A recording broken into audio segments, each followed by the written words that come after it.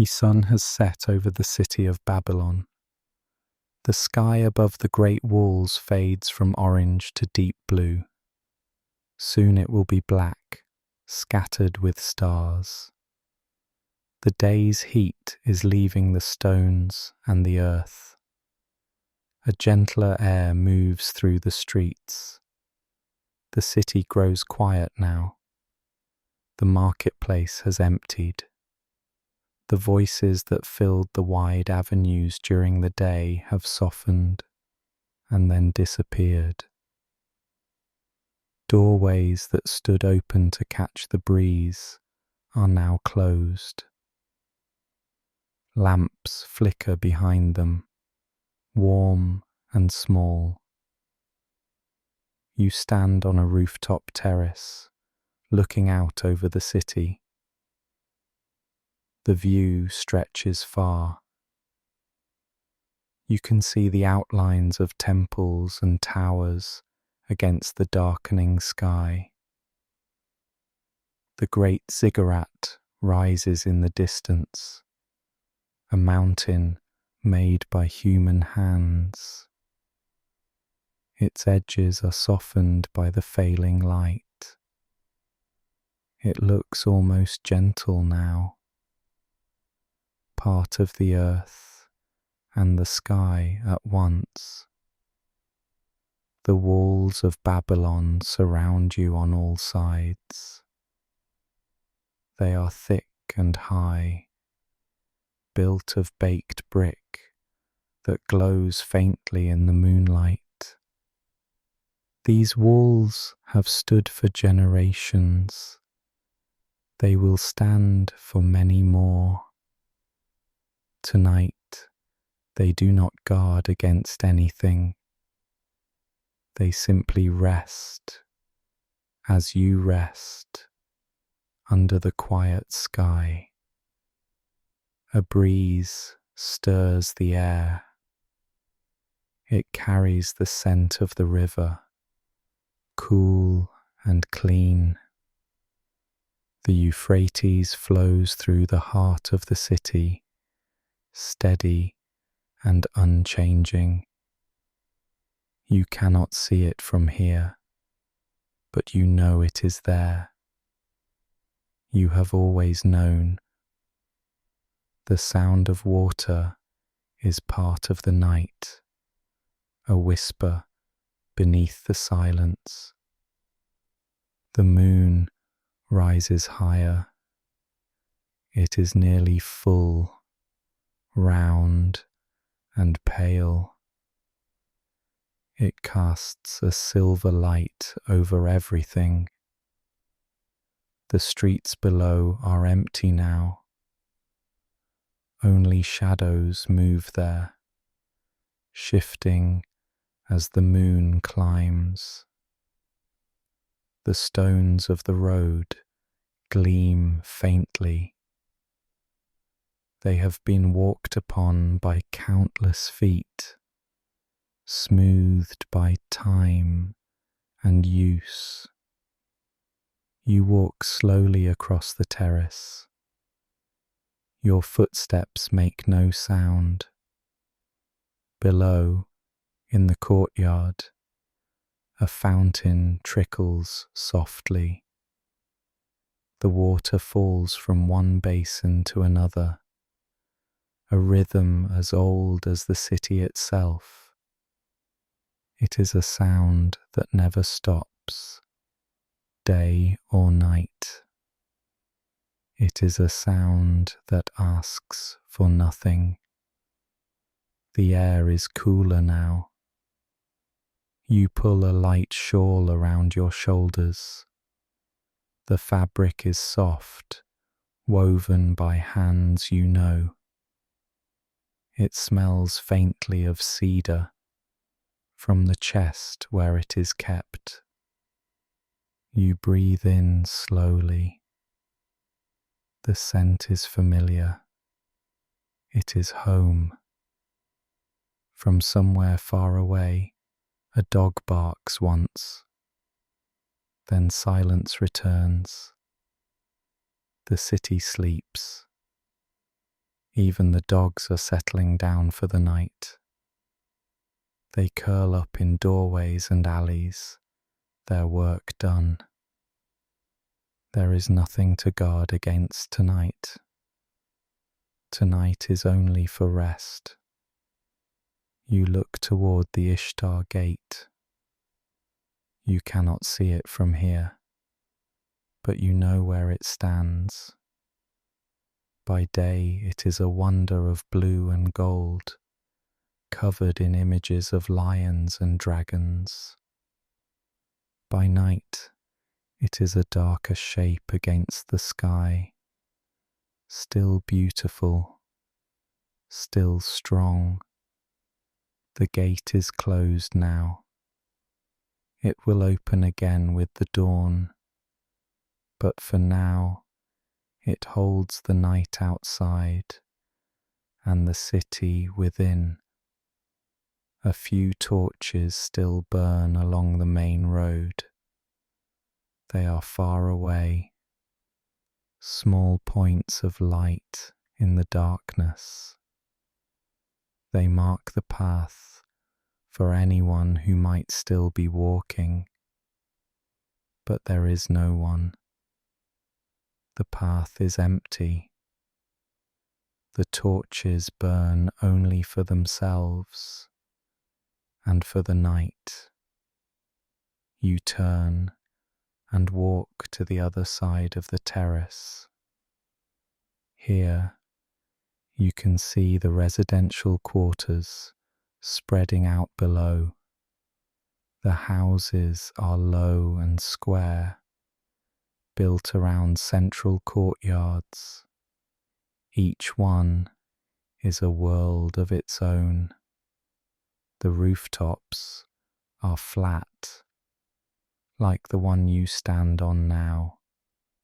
During the day, they are places to dry grain and weave cloth.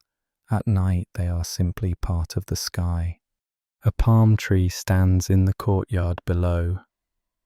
Its fronds move slightly in the breeze. The sound is like a whisper, soft and rhythmic. The tree has grown here for many years. Its roots go deep into the earth. It knows the seasons and the silence. It asks for nothing but water and sun, and both are given freely. You sit down on a low bench. The brick is still warm from the day, but cooling now. You rest your hands on your knees and close your eyes for a moment. The sounds of the night are very small. The fountain, the palm fronds, the distant river, your own breath, slow and steady. When you open your eyes again, the stars are clearer. They fill the sky, more than you can count. Some are bright, some faint. They form patterns that the priests know by name, patterns that guide the calendar and the planting of crops. But tonight, you do not think of calendars or crops. You only watch the light, distant and constant. The Euphrates continues its journey through the city. By day it is busy with boats and fishermen, with people drawing water and washing clothes. By night it flows in solitude. The current moves steadily southward, as it has always moved. The water is dark and smooth. It reflects the moon in broken pieces, silver on black. There are bridges across the river, strong and wide. They connect one side of the city to the other.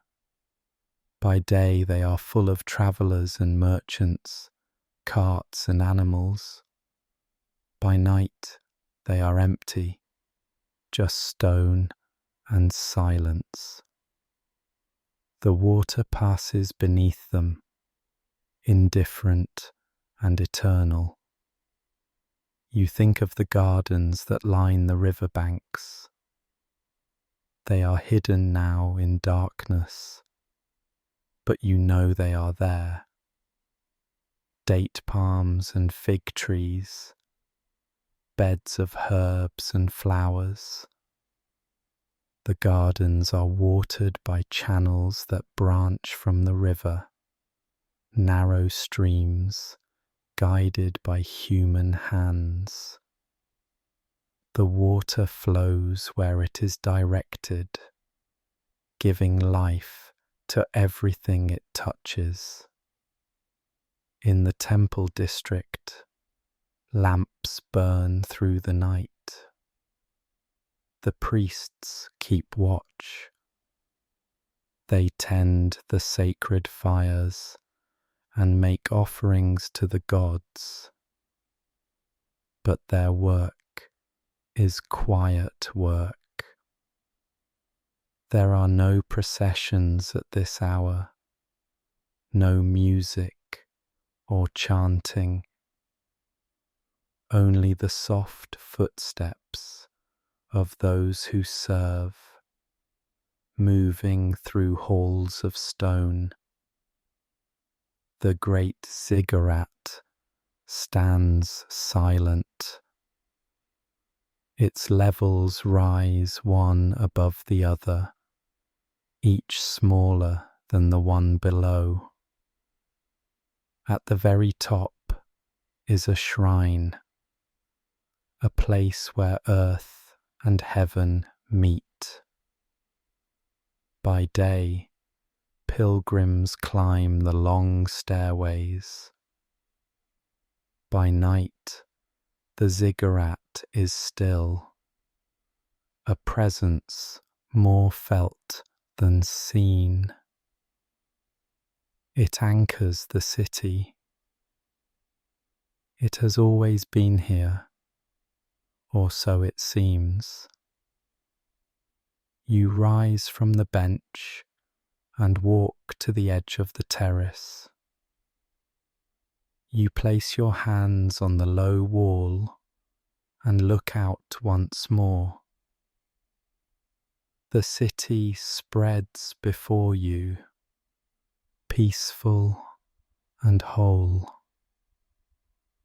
There are thousands of people here, sleeping in their homes. Each one has a life, a story, a set of small cares and small joys.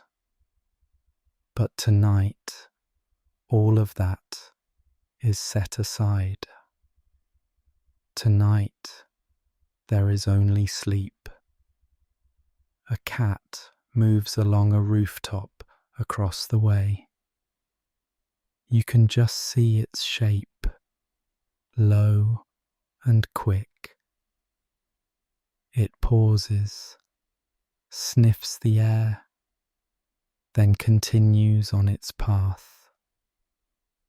Cats are everywhere in the city. They keep the granaries free of mice and rats. They are independent and unbothered. The cat disappears into shadow. The breeze picks up slightly. It moves across your face, cool and clean. It carries with it the faintest scent of smoke from the last of the cooking fires, and underneath that, the smell of earth and water. These are the smells of life, simple and good. You think of the craftsmen in their workshops, all closed up for the night. The potter's wheel is still. The blacksmith's forge has gone cold. The weaver's loom stands quiet. Tomorrow they will start again, but tonight they rest. The work will wait. In the residential courtyards, families have gathered for the evening meal and then dispersed to their sleeping rooms. Children have been put to bed. Their laughter and questions have faded into dreams. Parents lie beside them, grateful for the quiet. The day has been long, but it is over now.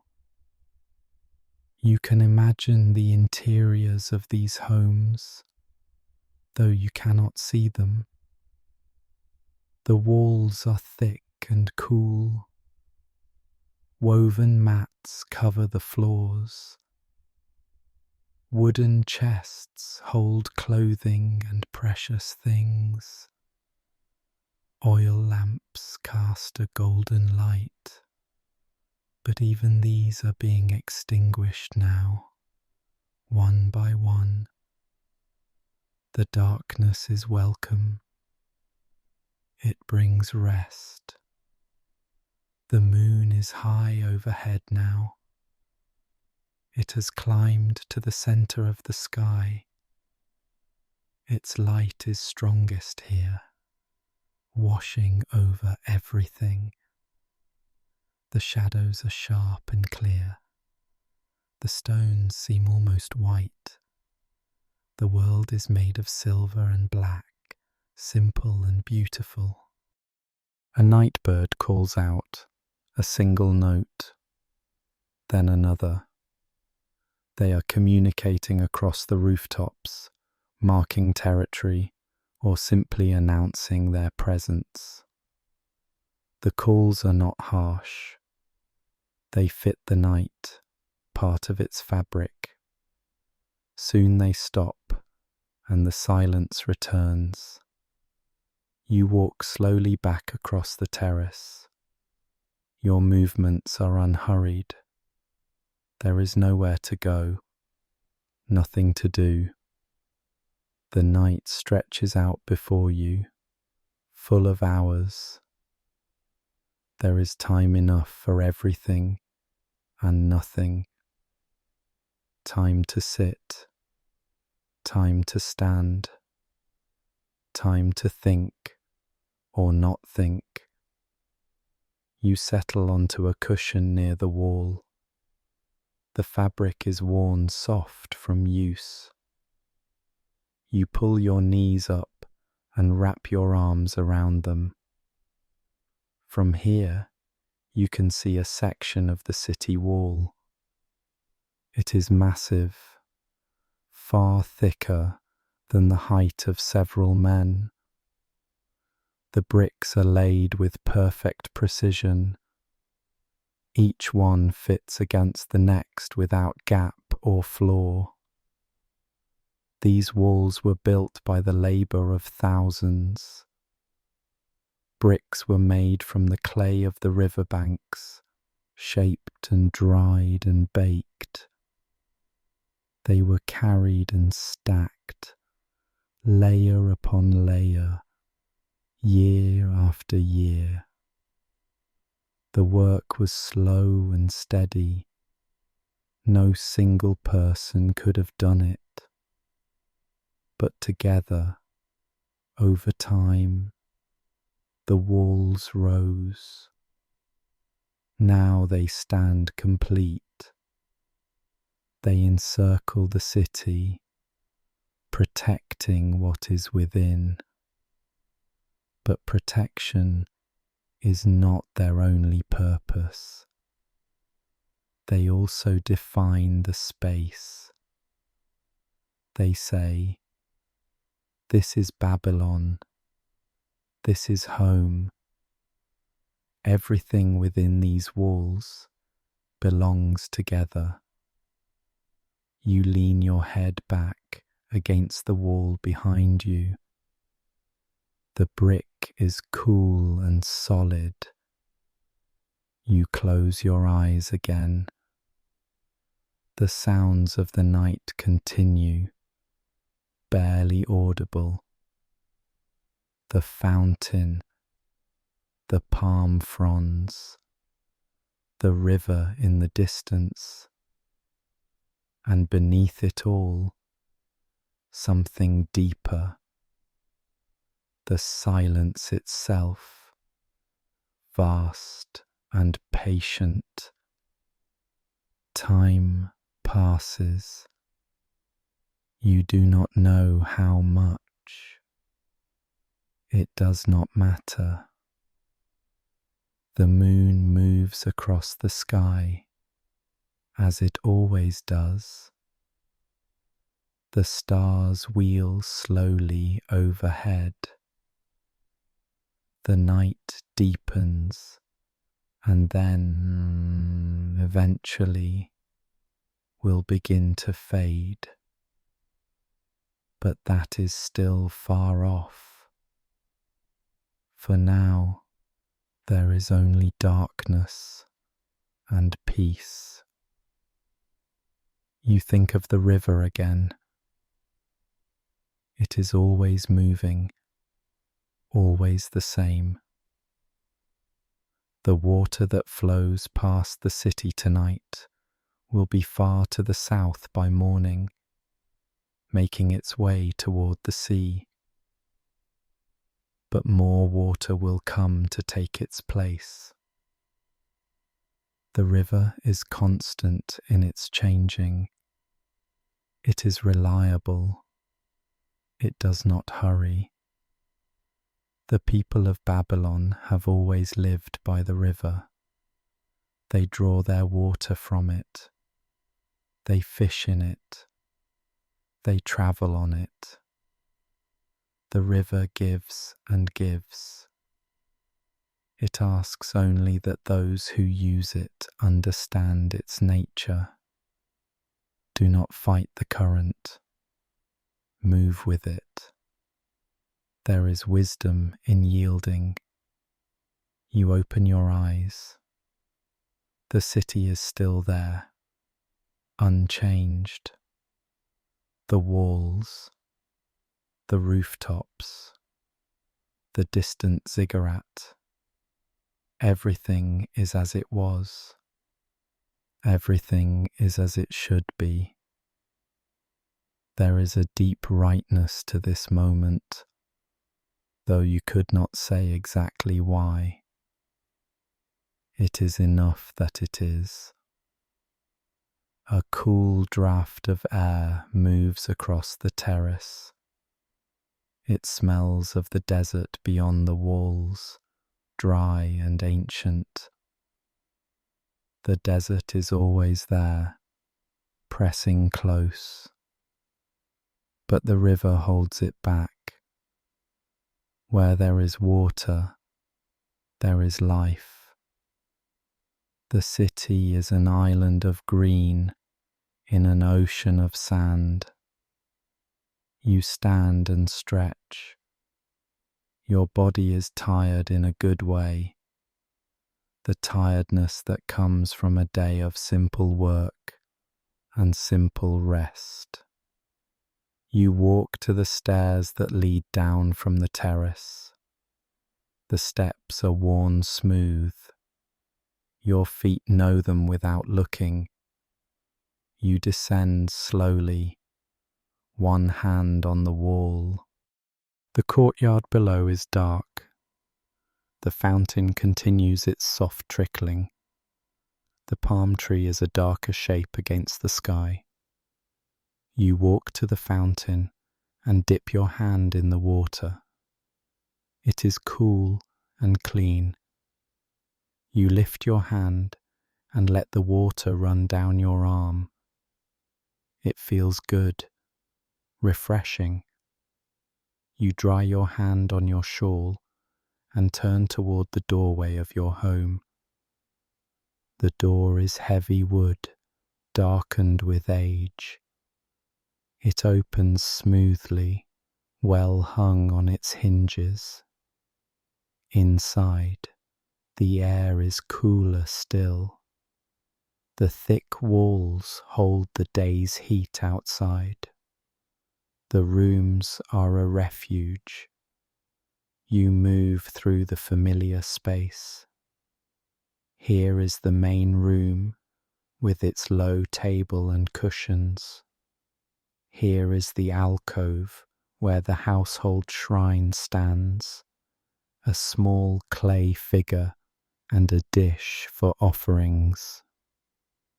Here is the passage to the sleeping rooms.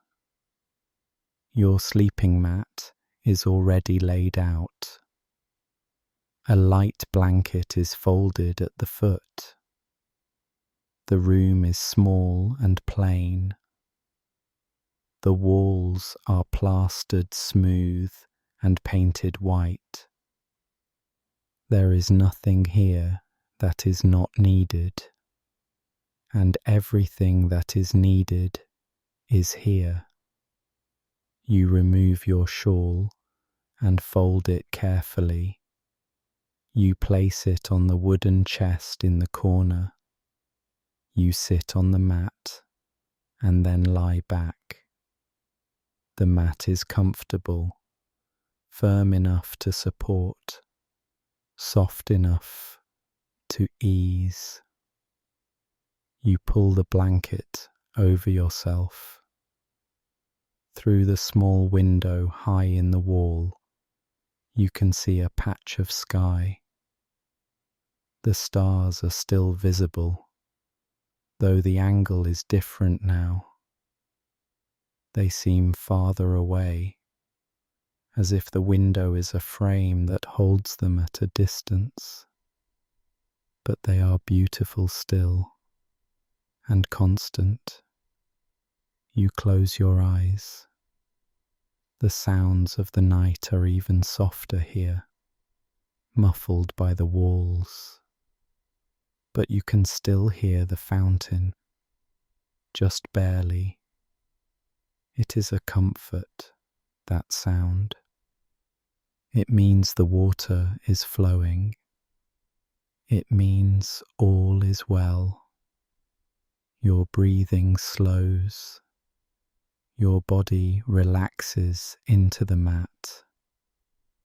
The day is truly over now. There is nothing left to do, nothing to worry about. The city sleeps around you, thousands of lives all pausing together, and you are part of that pause. The darkness is complete. The silence is deep, and in that darkness and silence there is peace. Perfect and simple peace, the kind that comes at the end of a day, in the heart of the night, when the world is still and the mind is quiet. Babylon rests. The walls stand. The river flows. The moon crosses the sky, and you, wrapped in the safety of home and the vastness of night, let go and drift toward sleep. Everything is as it should be. Everything is well.